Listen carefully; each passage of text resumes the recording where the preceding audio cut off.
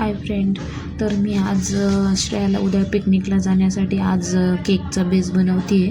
तसं तर डोनट करायचं ठरलं होतं, पण नाही का माझ्याकडे तेवढं साहित्य नाही आहे, म्हणून बेस बनवणार आहे आणि त्यालाच थोडंसं डेकोरेट करून तो बेस तिला उद्या पिकनिकसाठी देणार आहे.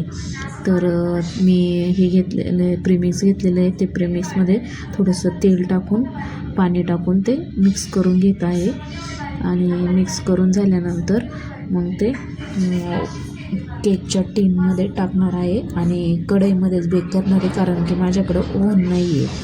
माझ्याकडं कसं मी घरगुती करते त्याच्यामुळं थोडंसं सामान आहे.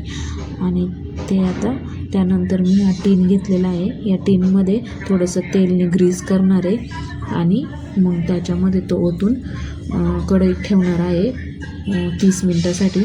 काही अशा प्रकारे माझा बेस तयार झालेला आहे. खूप स्पॉन्जी वगैरे झालेला आहे. तर मी त्यामध्ये सुरी घालून बघितली तर क्लीन झालेली आहे आणि मी आता ते काढून त्याच्यामध्ये थोडंसं शेप देऊन तिला ते डोनटसारखं करून देणार आहे, थोडंसं डेकोरेट वगैरे.